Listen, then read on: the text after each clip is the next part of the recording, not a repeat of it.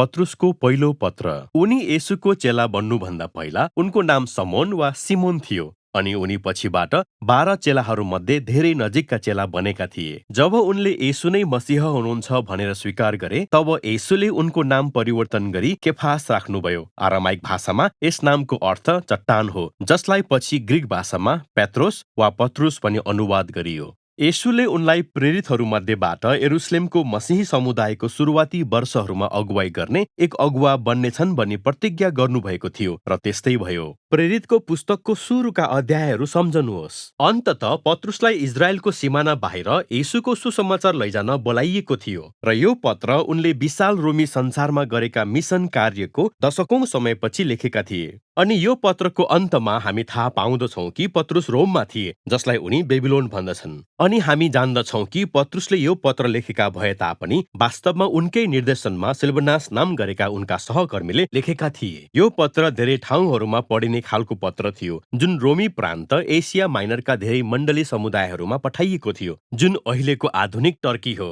अनि पत्रुसले थाहा पाए कि प्राय यी गैर यहुदी ख्रिस्टियनहरू सताइएका थिए। तिनीहरूले आफ्ना ग्रीक र रोमी छिमेकीहरूबाट बाधा र विरोधको सामना गरिरहेका थिए। अनि यसैले पत्रुसले तिनीहरूका पीडाको बीचमा प्रोत्साहन दिन यो पत्र लेखे। अनि यसले हामीलाई पत्रको डिजाइन र मुख्य विषयवस्तुहरूलाई बुझ्न मद्दत गर्नेछ। यो पत्र अभिवादनको साथ सुरु हुन्छ र त्यसपछि परमेश्वरको प्रशंसाको कवितात्मक गीततर्फ अघि बढ्छ। अनि फेरि हाम्रो परिचय पत्रको विषयवस्तुहरूसँग गराइन्छ, जहाँ उनले पहिले यी सताइएका ख्रिस्टियनहरूको नयाँ पारिवारिक पहिचानको पुष्टि गर्दछन्। यो पहिचानले तिनीहरूको पीडालाई येशूको साक्षी दिने माध्यमको रूपमा हेर्न मद्दत गर्नेछ। साथै यसले तिनीहरूका भविष्यको आशाहरूलाई येशूको पुनरागमनमा ध्यान केन्द्रित गर्न सहायता मिल्नेछ। आउनुहोस् अझै गहिरिएर हेरौं। अब तपाईले यो देख्न सक्नुहुनेछ कि यी सबै भागहरूले कसरी एकसाथ मिलेर काम गर्नेछ। पत्रुसले यी मण्डलीहरूलाई अभिवादन गर्दै सुरु गर्दछन्, जो चुनिएका मानिसहरू हुन् अनि संसारभरि निर्वासित भएका छन्। अब पत्रुसले पुरै पत्रमा यो कुरा स्पष्ट पार्दछन् कि जुन ख्रिस्टियनहरूलाई उनले पत्र लेखे तिनीहरू गैर यहुदीहरू हुन्। तर यहाँ उनले तिनीहरूलाई पुरानो करारका वाक्यांशहरूमा तिनीहरूको वर्णन गर्दछन्, जसले यो कुरा देखाउँछ कि कसरी परमेश्वरले इजरायलका मानिसहरूलाई अर्थात् अब्राहमका परिवारलाई चुन्नुभयो, जो आफै निर्वासित र फिरन्ते थिए। अनि यही नै त्यो मुख्य रणनीति हो जुन पत्रुसले आफ्नो पत्रभरि नै दोहोर्याउँछन्। उनले यी कष्ट भोगिरहेका गैर यहुदी ख्रिस्टियनहरूले यो देखेको चाहन्थे कि येशूद्वारा अब तिनीहरू अब्राहमको परिवारका भएका छन्, त्यसैले तिनीहरू पनि उहाँ जस्तै निर्वासित भई फिरन्ते भएका छन्। तिनीहरूलाई गलत बुझिएको छ, दुर्व्यवहार गरिएको छ र तिनीहरूले प्रतिज्ञाको भूमिमा आफ्नो वास्तविक घर खोजिरहेका छन्। पत्रुसले यो विचारलाई सुरुवातको गीतमा निरन्तरता दिन्छन्। उनी परमेश्वरको प्रशंसा गर्छन् किनकि उहाँले पवित्र आत्माको शक्तिमा येशूको पुनरुत्थानद्वारा मानिसहरूलाई एउटा जीवित आशाको निम्ति नयाँ जन्म दिनुभएको छ। अनि परमेश्वरले सबै मानिसहरूलाई येशू केन्द्रित नयाँ परिवारमा आमन्त्रित गर्दै हुनुहुन्छ। यस्तो परिवार जसले परमेश्वरका प्रिय सन्तानको रूपमा नयाँ पहिचान पाएका छन् र जससँग नयाँ आशा छ कि जब येशू राजाको रूपमा आउनुहुनेछ तब परमेश्वरको प्रेमद्वारा यो संसारको नयाँ जन्म हुनेछ।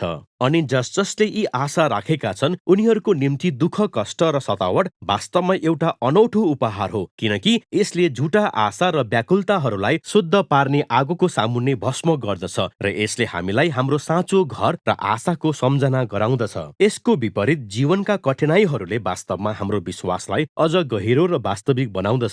अब यहाँबाट पत्रुस यस पत्रको मुख्य भागतर्फ अगाडि बढ्छन् र यी सबै विचारहरूलाई अझ गहिराईमा बताउनेछन्। यसैले पहिला परमेश्वरका मानिसहरूको नयाँ पारिवारिक पहिचानको विषयलाई विस्तार गर्दछन्। उनले इजरायलको परिवारको बारेमा पुरानो करारका स्मरणीय प्रतीकहरूलाई लिन्छन् र त्यसपछि ती गैर यहुदी ख्रिस्टियनहरूको निम्ति लागू गर्दछन्। मिश्र देश छोडेका ती इजरायलीहरू जस्तै अब यिनीहरूले पनि नयाँ भविष्यको निम्ति आफ्नो कम्बर कसेर आफ्नो पुरानो जीवन शैलीलाई पछाडि छोड्दै अगाडि बढ्नुपर्छ, किनकि तिनीहरू अब परमेश्वरका पवित्र मानिसहरू हुन् जो उजाड स्थानबाट भएर यात्रा गरिरहेका छन्। तिनीहरू नयाँ प्रस्थानका मानिसहरू हुन् जसलाई येशूको रगतले उद्धार गरेको छ, जो निस्तारको अन्तिम थुमा हुनुहुन्छ। तिनीहरू नयाँ करारका मानिसहरू हुन् जससँग परमेश्वरको वचन तिनीहरूको भित्री गहिराईमा बसेको छ अनि जसले तिनीहरूको हृदयलाई तिनीहरूलाई पुनर्स्थापित र तिनीहरूको समझलाई नवीकरण गर्दछ।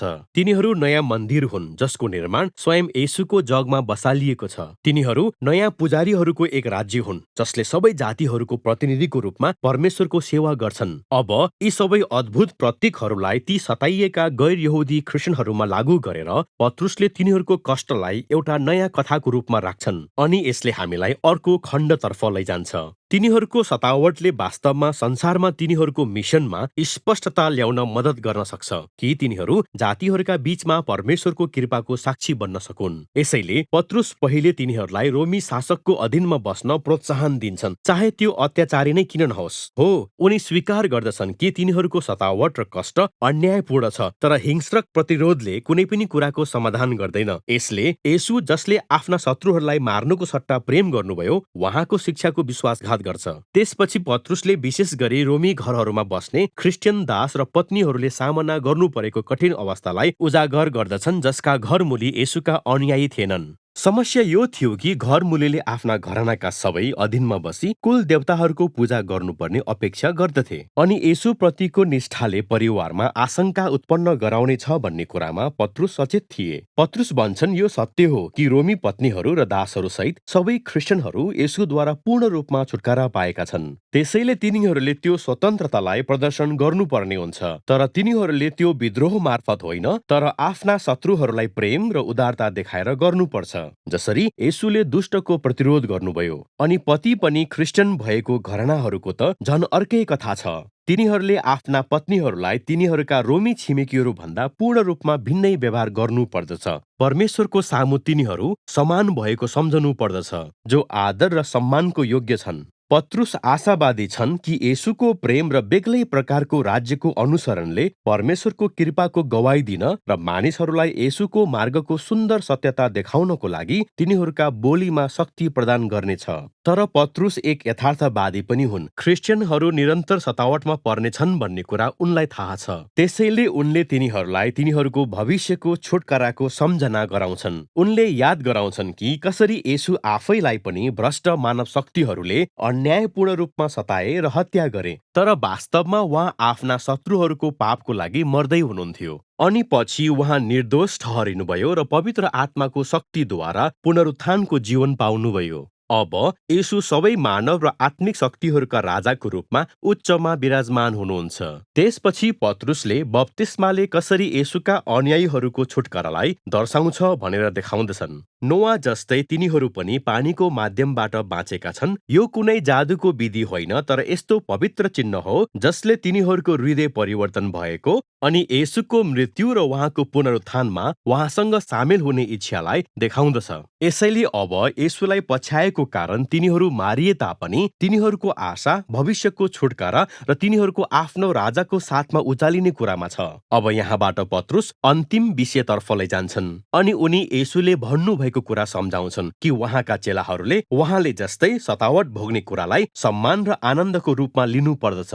यसपछि पत्रुसले मण्डलीका अगुवाहरूलाई यी कष्टमा परेका ख्रिस्टियनहरूको हेरचाह गर्न र येशूले आफ्ना अनुयायीहरूलाई गरेको सेवक अगुवापन देखाउन आग्रह गर्दछन्। अनि अन्तमा पत्रुसले ती ख्रिस्टियनहरूलाई तिनीहरूले सामना गरिरहेका वास्तविक शत्रुको सम्झना गराउँदछन्। यो शत्रुता केवल सांस्कृतिक वा राजनीतिक होइन, त्यहाँ अन्धकारका दुष्ट शक्तिहरू सक्रिय छन् जसले घृणा र हिंसालाई प्रेरित गर्दछन्। अब तिनीहरूले येशू र उहाँका शिक्षाहरूप्रति विश्वासयोग्य भई यो दुष्टाइको सामना गर्नुपर्छ, यो आशाको साथ कि येशूको पुनरागमनमा उहाँले दुष्टमाथि अन्तिम विजय प्राप्त गर्नुहुनेछ।